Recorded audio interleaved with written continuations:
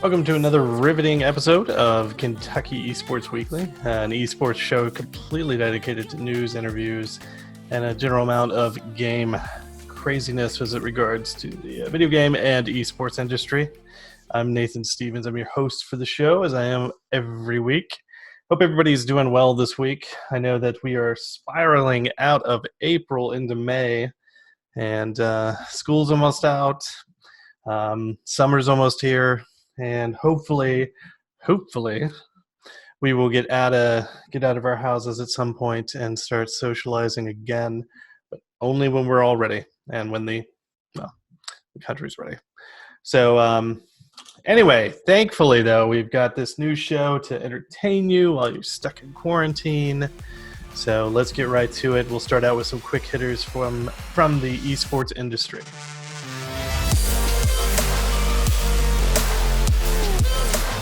EA and Respawn have moved Apex Legends Tournament Online. The finals for Apex Legends Global Series Online tournaments for number 5 and number 6, I'm assuming those are the tournament numbers, have been moved up a day earlier. The tournaments will be now held on May 2nd to 3rd and from May 30th to 31st. The reason for the shift apparently is the competitors' schedules have had to shift themselves, so they had to find time and made sure that it's consistent. It also gives time for the tournament folks to put together a nice little marketing campaign to remind people that it is there.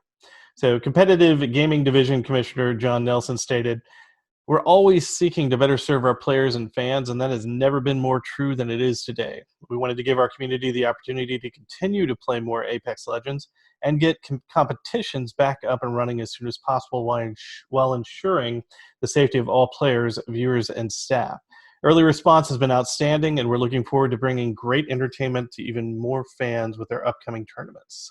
Definitely times are changing. I know that a lot of companies are shifting to a more online mode with their tournaments when it's more in person, and there's definitely money and sponsorships to be made in person. But they're finding ways to make it work, which is great. It's always good for the gaming world and for esports in general. So this only means that we have multiple solutions at some time. That means that if we run into something like this or a crisis, that we can shift from offline to online, which is always good. Anyway, while you're watching Apex, consider a chicken dinner as a meal. PUBG Mobile is giving players an opportunity to stay in the safe zone with their chicken dinner at home campaign. What a great name that is. Supporting the World Health Organization's initiative to play a part together, PUBG is putting together in-game events that are chicken dinner challenges. I feel like I could win any of those challenges. The challenges equal out to space gifts, which can be redeemed for rewards, and it's always a good thing. So amen to that. That's such a cool name. Chicken Dinner Challenge. Staying with PUBG, out of the old tour and into the online one, PUBG Corporation announced that it will be canceling its PUBG Global Series and replacing it with the PUBG Continental Series, a multi-regional online competition.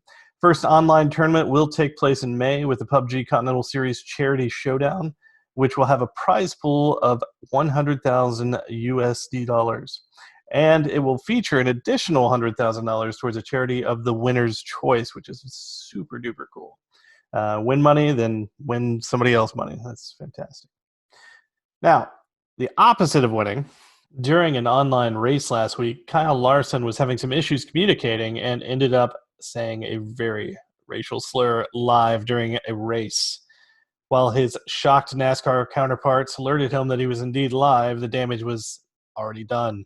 Soon after the incident, iRacing gave him the boot, followed by NASCAR.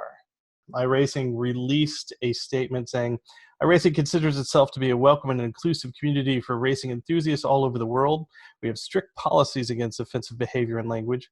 Kyle Larson's language during a streamed online race was both offensive and inappropriate, and in violation of our sporting code. As such, Kyle Larson has been suspended indefinitely from the iRacing service. And let me tell you, folks, there's absolutely zero place for racism. Hopefully Larson learns his lesson and moves on and betters himself as a human being with that language. Now, shifting gears just slightly, Nevada approves esports gambling. This is coming from legalsportsreport.com. Nevada's Gaming Commission has officially opened up the doors for esports betting, a landmark decision that sadly offers up legitimacy towards esports, making it to the mainstream. You want to legitimize it different ways.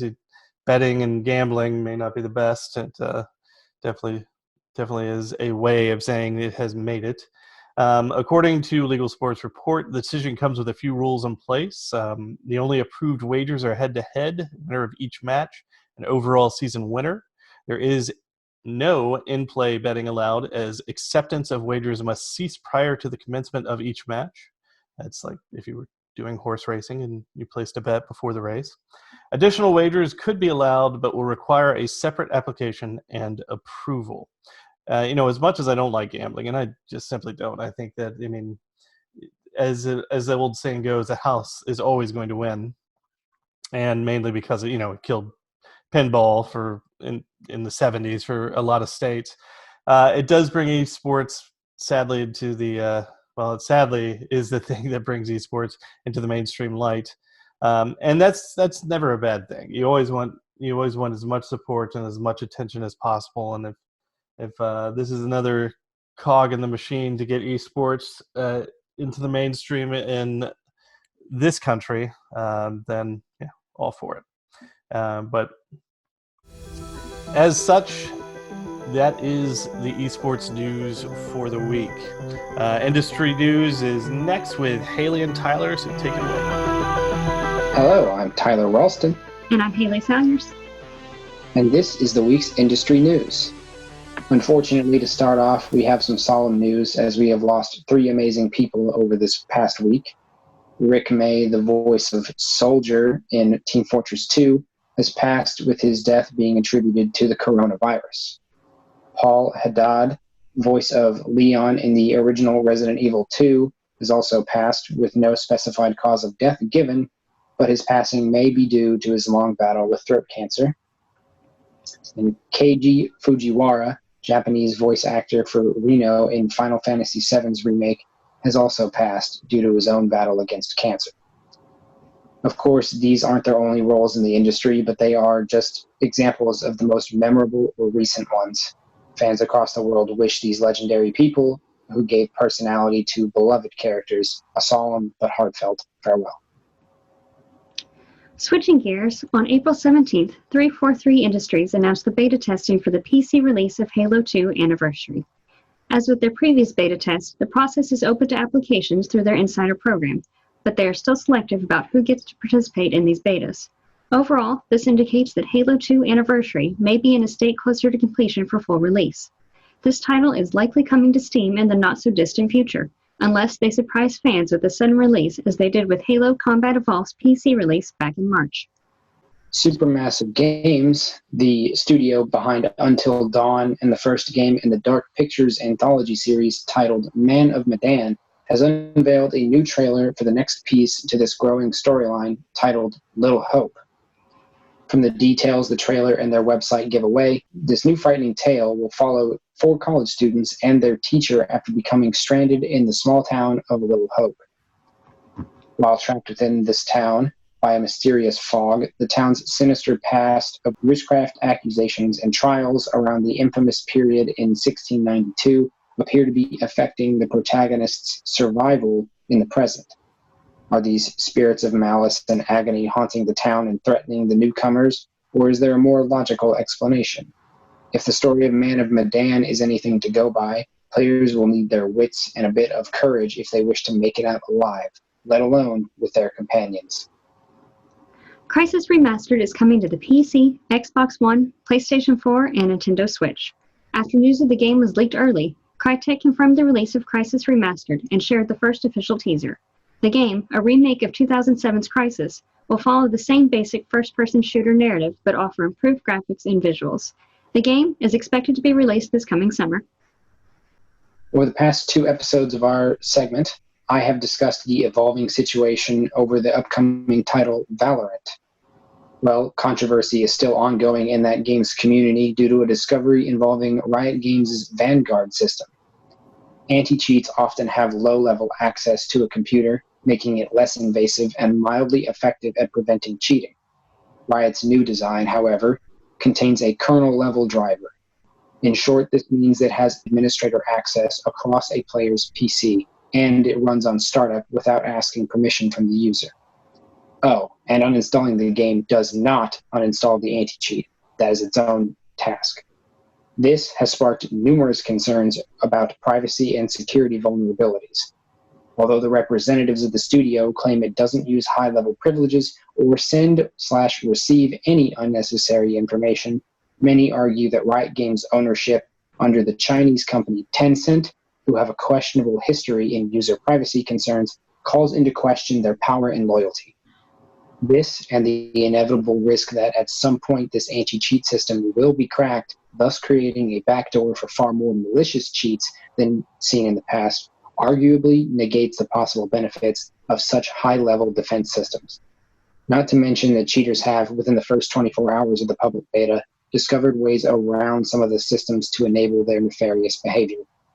How Riot Games and the community handle these issues and the backlash as well as potential future problems remains to be seen. And that sums up our industry news for the week. Thank you for tuning in. And now, back to Nathan. Thank you, Tyler and Hailey. I cannot wait to see how badly Crysis runs on my hardware when the remastered version comes out. It's a game that was amazing back when it first released, and it did some things with physics and video games that a lot of people didn't think were possible, and it gave birth to the Crysis engine. So, yeah, good stuff. Anyway, as our show grows here at the Kentucky Esports Weekly, we try to bring in unique interviews, and we try to bring you some of the best guests we can find in the gaming world. This week, we have for you an industry veteran who was the former editor-in-chief of PC Gamer, editor-in-chief for the PlayStation Official Magazine, and author of the book Rogue Leaders, which was the history of LucasArts. He got exclusive access to George Lucas's ranch and got to talk to a whole bunch of folks about how LucasArts was formed and just the complete history. It's a very interesting book, if you can come across it. But he is also a generally nice guy, wonderful, quiet, well-spoken. He is the industry legend, Rob Smith. So our own Ben Brascum, we got to sit down with Rob and got to ask him a few questions about esports and gaming. And Ben, take it away. Thanks, Nathan. And today we are joined by someone who I consider as a legend in the industry, Rob Smith. Rob, how are you doing today? I'm doing great, thanks. That's good. I'm glad to hear. So if you can give the folks at home and us here in the studio a little bit of a recap of who you are and how you came to be working in the games industry. Okay, I spent 27 years in the games industry. My first job was writing about Game Boy games. And that's a long, long time ago, but that's okay. But since then, I was editor-in-chief at PC Gamer, Official Xbox Magazine, PlayStation Official Magazine, and Machinima. Awesome. And what are you up to now? I've been working in a consulting role for a while. People want to know if their games are going to do what they want in an evolving environment, and it's fascinating to see what they want versus what the audience is looking at right now. Mm-hmm. That's something I know I've talked about, just looking at video game sales wise and just like what sells versus what actually, people want to use and continue to play with and stuff like that. So that's really actually a cool sounding job, I must say. So, well, people think that when you work in the games industry that you play games for a living. Yeah, but They're not always the great games. I'm sure. I'm very sure of that. So, kind of my next question is just about esports and the phenomenon of it that's just kind of blown up recently in the past few years. Can you talk a little bit about just what you think about it and how you've seen it grow? Well, the growth has been massive. It's just incredible to see that these are the places where people are coming together and watching. I think that there's a sentiment, I believe that there's a sentiment around how it is that the audience reacts to, seeing an esports group, because they're not nerds. These are athletes of a different type, and the fact that they are able to come together and find each other and find a purpose is incredible. I mean, if you struck off the name esports and replaced it with basketball, nobody would have this conversation. Mm-hmm. But here we are, where esports is absolutely as tactful, as impactful as any sport in any campus. Mm-hmm. That's something I never really thought about. I know, just personally, the time that I've been alive and seen like esports kind of adapt. I remember MLG, Major League Gaming, was a thing there for a while, and I remember that kind of like being popular and then kind of just dying down. And now, currently, we live in the time where esports is the term and it's taking over, and it's been interesting to see just in my lifetime that kind of wave of growth and development. So I wanted to ask you actually about college esports and like esports in an athletic situation on a college campus and what that means to you and what you actually think about that as a whole, like colleges getting into esports. Well, I think it has to be taken seriously. It has to be taken seriously in the way that other sports are taken seriously in a college campus. You can't, the difference between, your sort of, putting money behind your hockey team and your football team and your baseball team should also now look to your esports team, because it's not games. It's actually a process, and the people go through a different kind of training format, but it's not that's not a bad thing. The training format of playing games, and look, a very long time ago, I was told, "Why are you playing video games? It's not gonna amount to anything." We're in this situation where if you're, good at what you do as a gamer, is exactly the same as if you're good as a football player, a baseball player. It's leveling out as a tier. Mm-hmm.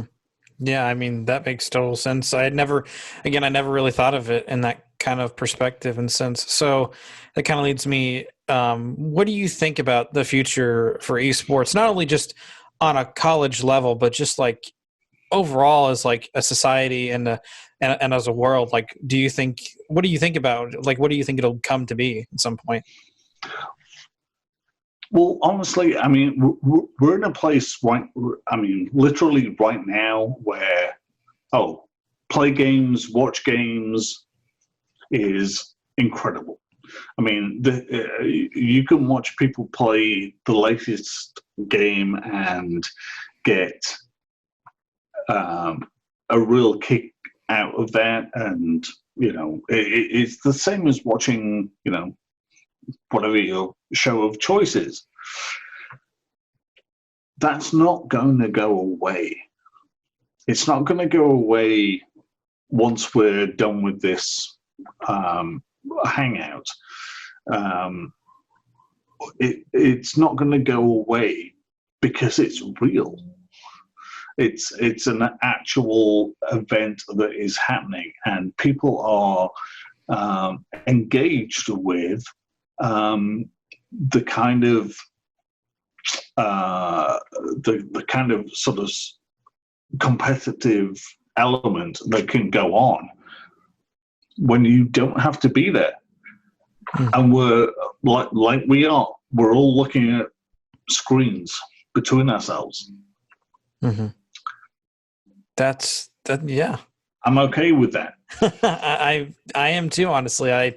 That's a really interesting perspective on it. I know it's hard for someone of my stature, and I feel like of around my stature, to understand and grasp where it can go. But as someone in your place who's been in the industry for a while and seen trends and stuff move and grow, it's actually really interesting to hear your perspective on where it is and where you think it'll continue to go. It's only going up. I mean, I think that what's happening on the globe obviously is a bigger question. But what it's done is prove that if you want to watch somebody do something at an excelled level, whether it's soccer, I watch a horrible amount of soccer, whether it's baseball, whether it's football. And now esports are absolutely in that realm. In fact, should be embracing that, because the opportunity now to sit and watch is so much greater than it's been before. I think it's a great time for that realm. Whether and I'm not going to say a particular organization, but it's right there, and all the organizations are wanting them to be me. Me. I want to be there.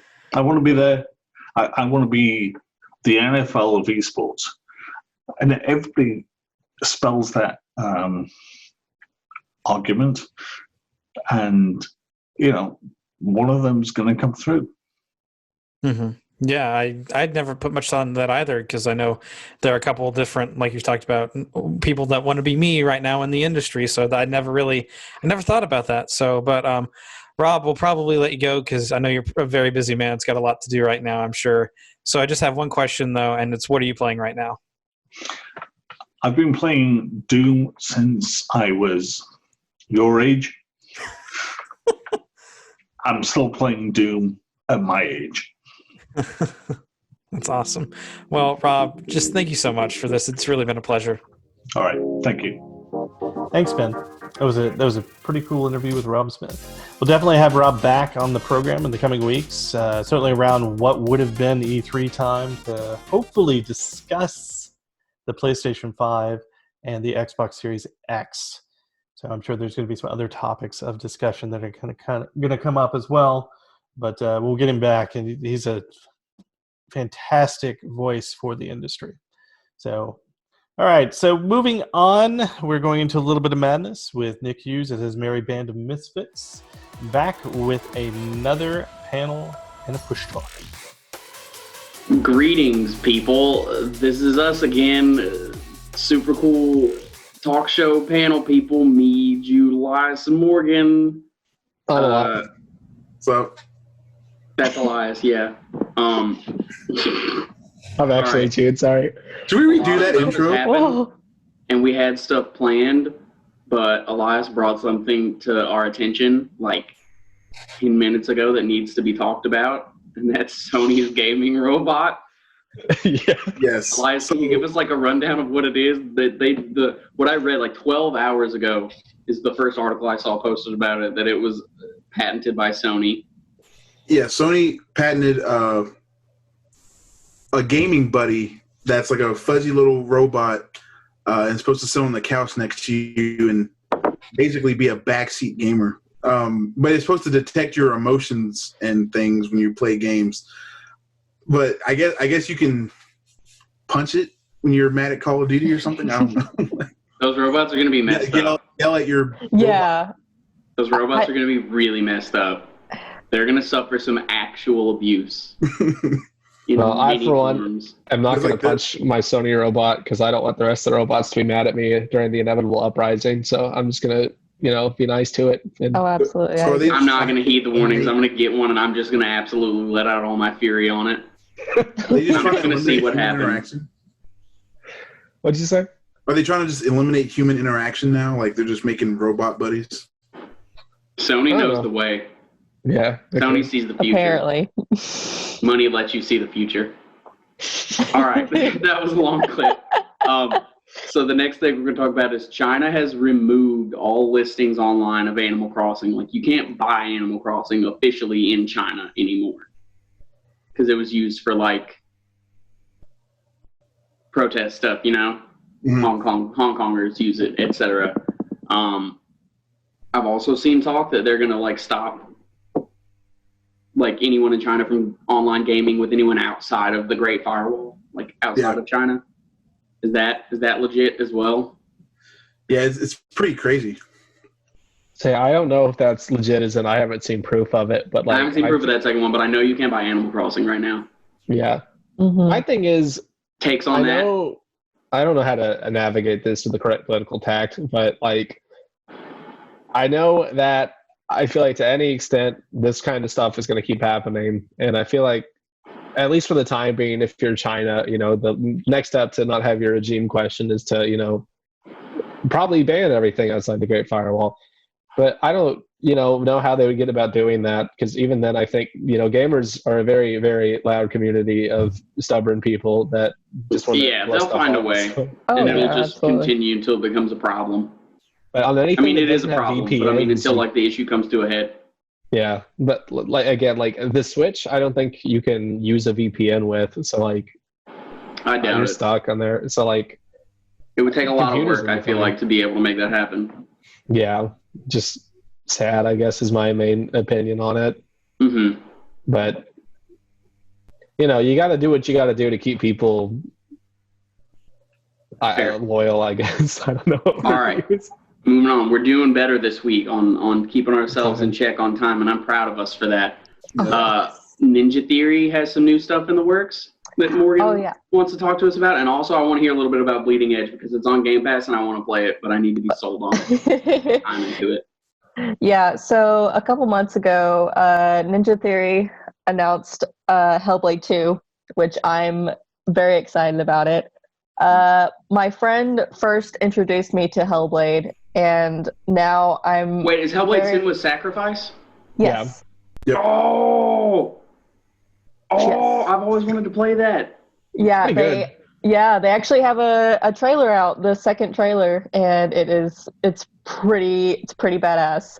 It's pretty They good. Game pretty for it? intense, like psychologically. Yes. The first one, oh yeah, dude, it's the whole game Yeah. is psychological. How many hours would really you say is a playthrough of that? Because I actually feel like I might. Not super long, honestly. Like I think I beat it in like 5 or 6 hours. Yeah. Yeah, So- it's just I think the fights for me were difficult for some reason, and I could not. I don't know. It's a good challenge. Yeah, Wait, it so really you told me is. that the people who did Bleeding Edge also did Hellblade? Yes. Mhm. I did not know they were under the same Yep. company. Yeah. That's pretty sick. Um, That actually kind of sells Bleeding Edge harder for me.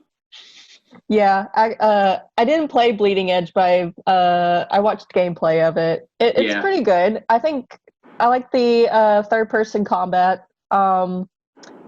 Like it gives off the Overwatch vibe, and Okay. yeah, it didn't do as well as I thought it would, but I mean, I can kind of understand that. It's pretty much like a Overwatch concept a little bit, and it's just Yeah. Is it like a hero shooter then? It's more of a hero brawler because Yeah. Brawler. yeah, back there's in the day on multiplayer. Xbox, that was very like spiritual version of that, Mhm. where it was just like you had like melee weapons and like some guns, but it's more third person. It's almost like a hack and slash, but just like you're versing a team of people Right. parkouring around the map and doing That sounds stuff. dope. Yeah, Yeah. I have played a little bit of it, and so it is interesting. There's certain characters that have certain abilities and things like that, typical hero game, and yeah, it's pretty fun. I guess like right now, the popularity is kind of like in this limbo right now. But I think once they add more characters and more people start recognizing it, it might blow up into a competitive scene. That'd be cool. We got like a minute left. Does anyone have anything they want to like? They need to get out. Yeah. Talk about what Elias? PlayStation 5 is going to be limited on launch. Dude, you keep saying this. But I need some sources, bro. Dude, look, like it's so. It's going to limit them. They're going to produce less of them than PS4 launch, and it's going to be even harder to get. So just on launch. Yeah, just on launch. They're going to make more later. Have they said a price? Is there a reason for that? Do they state a reason? Do they just want to create demand? It's because they were originally going to make the console a higher price or something like that, but since they lowered the price, so what is the price going to be? It's going to be $500. 500? Isn't that what the PS4 was? Or no, it was 400, wasn't it? What was it? Or I can't remember. I think it was. I can't remember what it was at launch. It's been so long now. Yeah. 30 seconds. Oh my gosh, we do have 30 seconds. All right, everyone, say your goodbyes to the lovely people of whoever is watching us. Maybe. Okay. All right, see you guys. Great goodbyes. That was very enthusiastic. Y'all killed it. All right. Keep playing games though. Like That's fair. We'll be back next week with more cool things. Hopefully, maybe. Yeah. Stay safe. Social distance. Peace. Wash your hands. Thank you very much, Nick and crew, and everybody else who contributed to the show this week. We've got some campus announcements coming. I'm going to bring in Alex Cutadean for this, so he can tell you a little bit about what's going on campus. How you doing, Alex? I'm doing well. How are you doing today? Doing well. Good Wednesday. Yeah. So what's happening? So we've got some things to announce. Actually, one thing to announce, and that's on May 7th at 4 p.m. We're having our first event in our Esports speaker series. That series focuses on academics and professional development. Our speaker for May is going to be Manan Rahman, who will talk about his experience using iRacing while he was a student here at UK, as well as his professional career as part of a racing team. So that's going to be really exciting. He's going to have information about this iRacing platform that we've talked about here on the show recently, but then how he used that in both academics and turned it into a career. So that's May 7th at 4 p.m. on our Twitch channel, and we look forward to seeing everybody there. And what else we got going on, Nathan? Well, we've got a new... That's pretty cool news, by the way. It's always good to see gaming-related professionals come into campus or virtually come into campus to tell everybody how they did it and some details, because it's always nice to know there's a path out there to gaming. So that's pretty cool. But yes, so then we have a new segment at the end of the show now, and we haven't named it. It is basically 5 questions that Alex and I are going to ask each other. And if chat has any idea for a name, throw them out there. Please do. So the yet unnamed segment. It is unofficially called Untitled 5 Questions Game. We stole that right from the goose's mouth. So here we go. You want to go first, or you want me to go first? I'll go first. Okay. I don't know. I'll set the bar here. I don't know how hard these will be or how recent they will be. But here's question 1. Okay. The Sega Dreamcast shares most of its hardware with what Sega arcade platform? Oh, is it? It's AM. Oh, jeez. It's the arcade AM2 chip. No, that maybe the AM2 was a development team who did it. Oh, I should know this. I'm a huge Sega fan. All right, I don't know this one. You have 2 of the letters correct. Does that give you any help?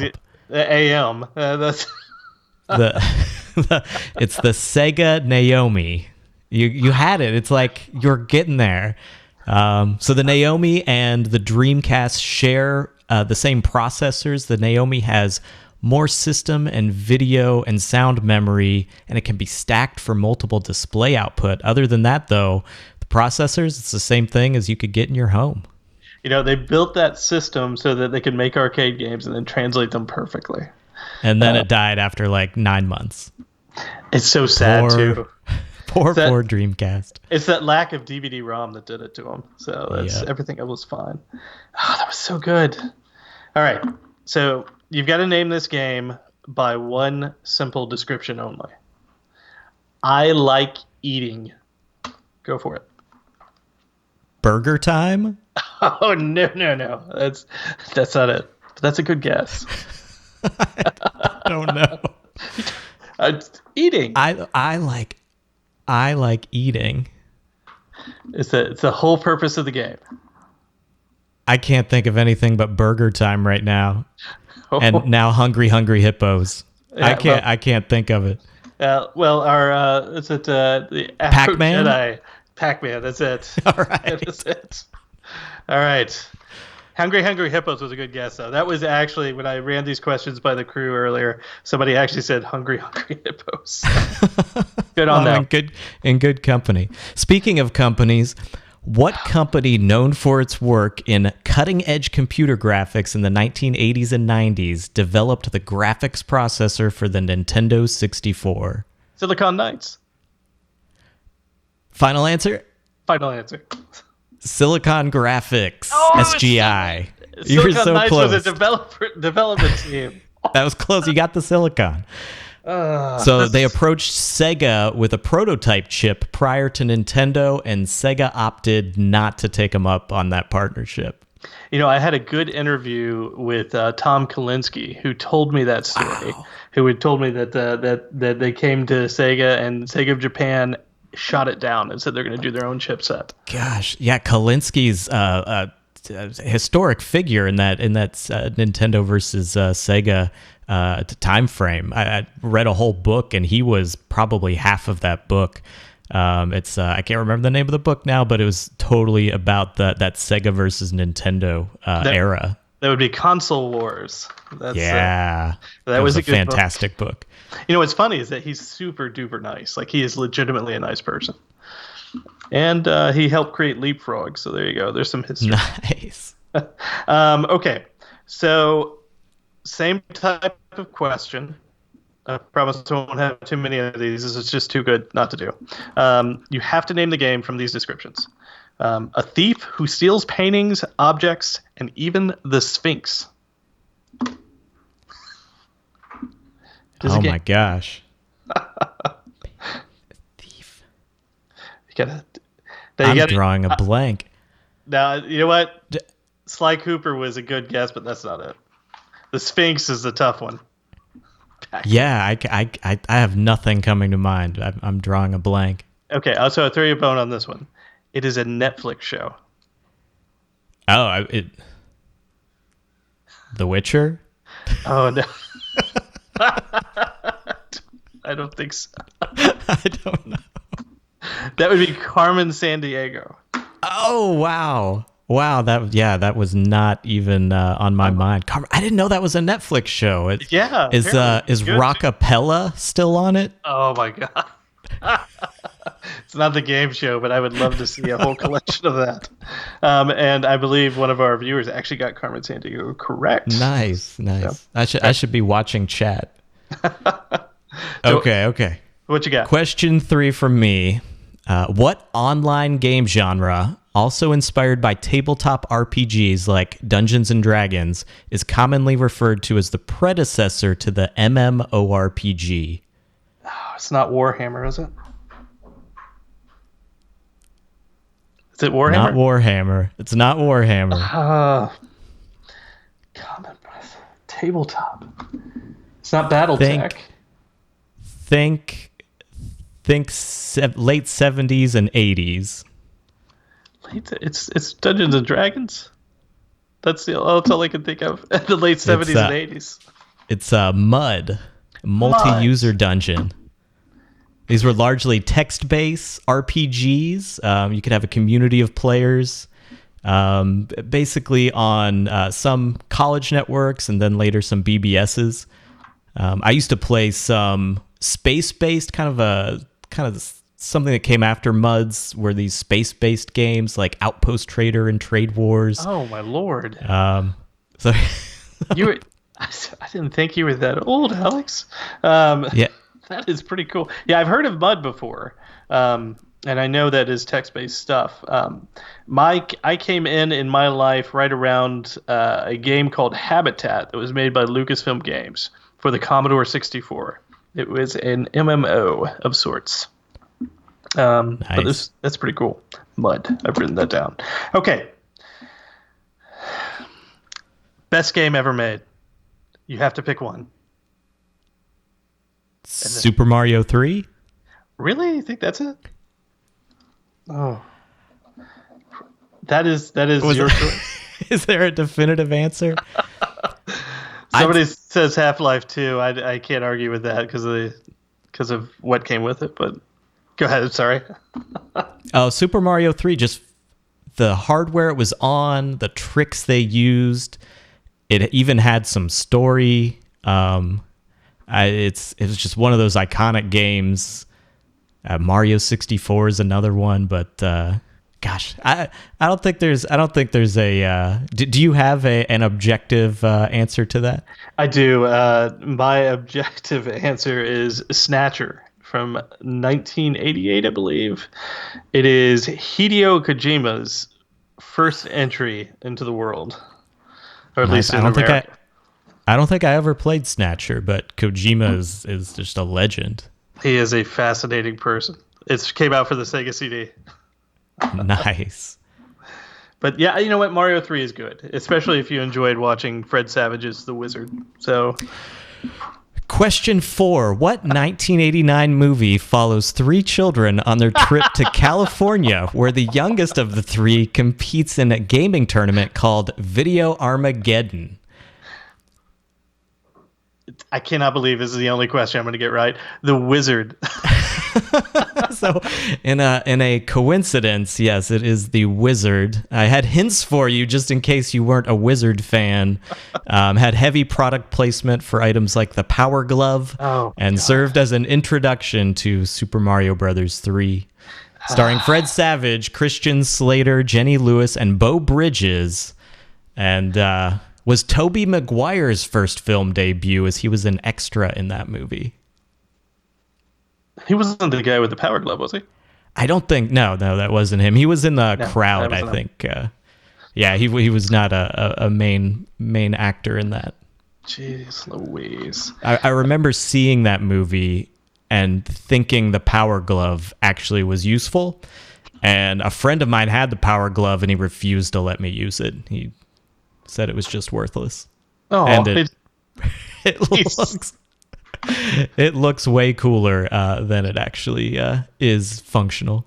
It was good intentions at some point, but it never came to fruition. So that is Mattel's lone entry into things. I actually had a copy of The Wizard on VHS. I looked for it for an extensive period of time today and could not find it.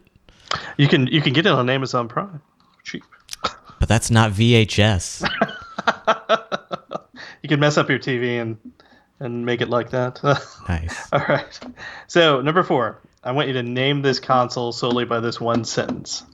I swam like a dolphin, but fell short when going against emotion. The GameCube?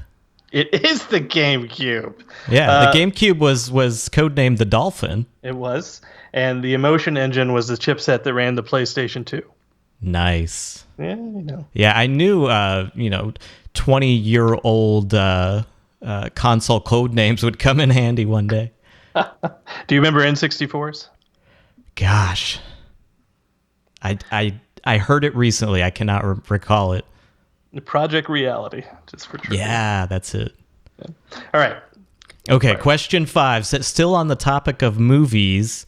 In what movie does Matthew Broderick's character play global thermonuclear war with a government computer named Whopper?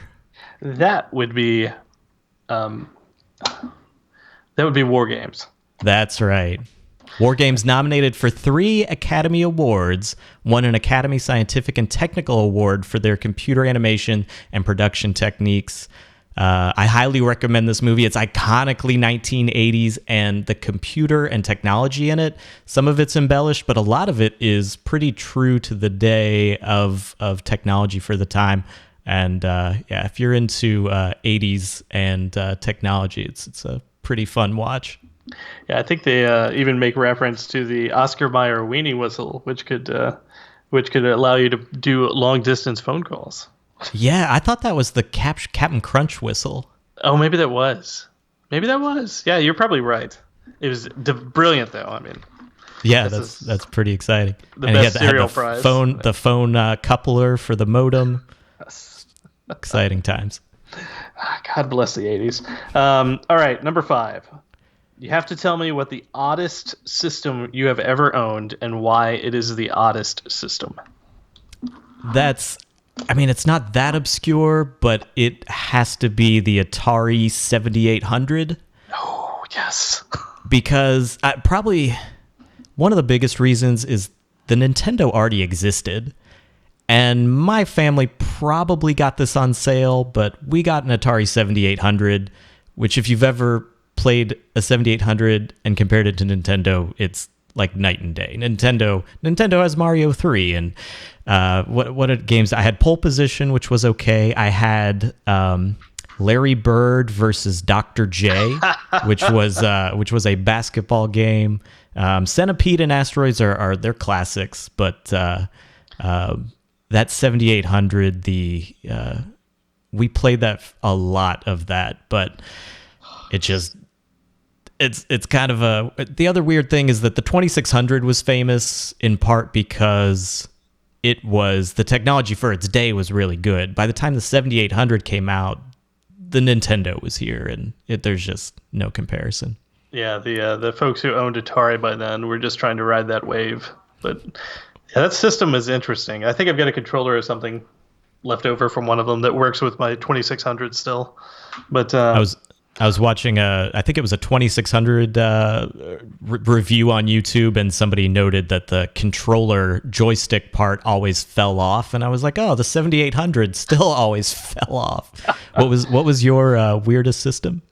My weirdest system? Oh, good Lord. That's a crapshoot. I still have to go with the awful Atari Jaguar.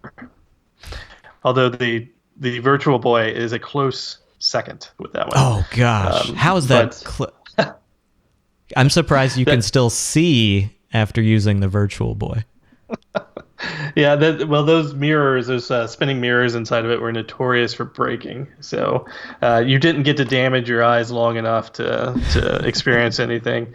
I had 2 of those, and one broke. I tried to take it apart and replace a mirror. Then I got another one, and then that broke. It broke the opposite eye. There were 2 mirrors that stopped.